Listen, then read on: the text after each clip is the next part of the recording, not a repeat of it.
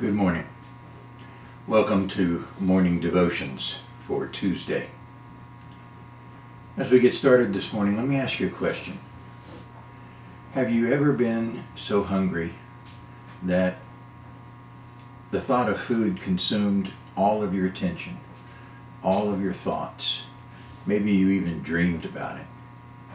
Have you ever been in a situation like that?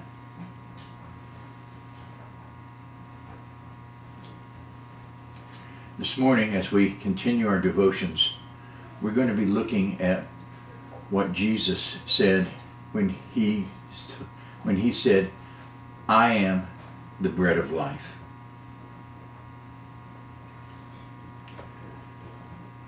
Going back to the Old Testament, I could never have traded places with Moses. Moses had an incredible amount of patience with the children of Israel. When they crossed the Red Sea because God had parted it for them, when he fed them with manna, when water came from a rock,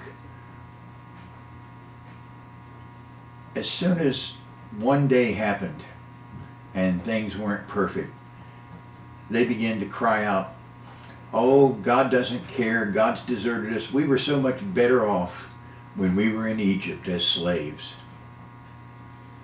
And they would, of course, blame Moses.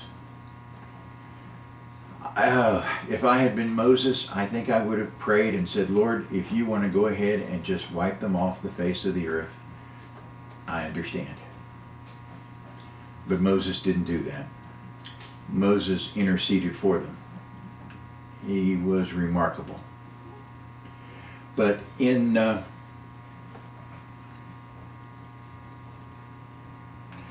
scripture, Jesus was talking with people who had seen him feed the multitude, 5,000, the loaves and the fishes.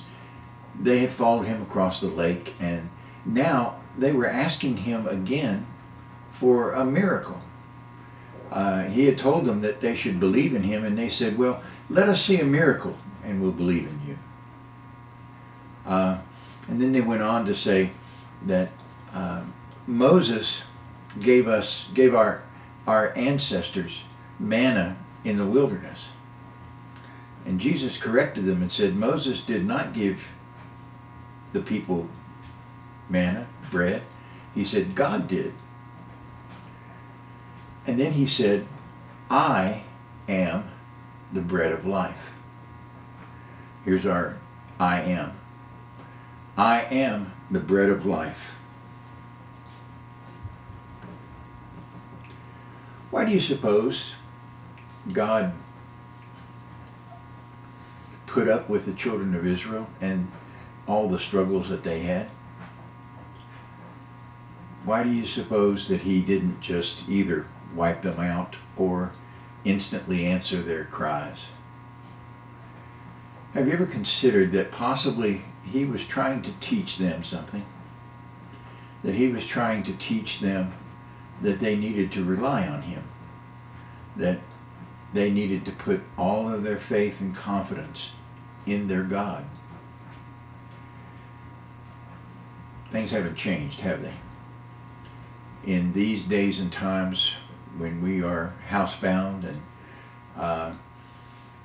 who knows when all of this is going to resume and go back to normal, we don't need to be trusting the government or trusting in anything but our God. But let's go on.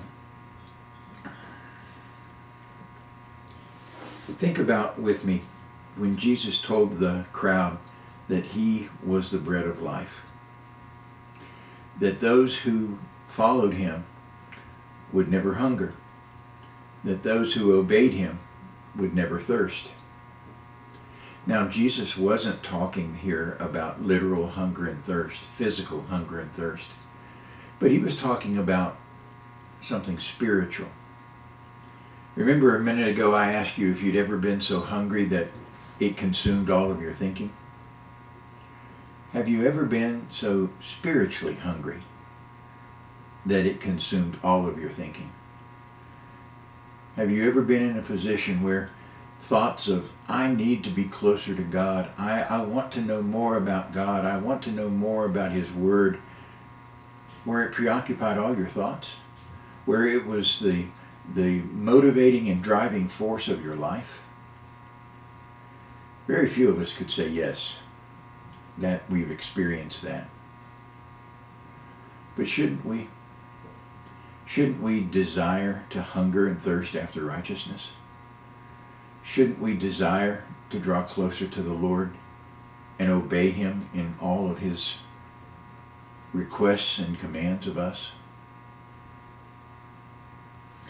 On this Tuesday, as we think about Jesus being the bread of life, we also kind of go back to what happened at Passover just last week, where Jesus took the bread and He broke it and He said, "This is my body, which is broken for you." The bread of life was given so that we might have life. The bread of life came down and was sacrificed that we might have life. On this Tuesday, I hope you'll go with a smile on your face and seek more of the Lord our God. God bless your day.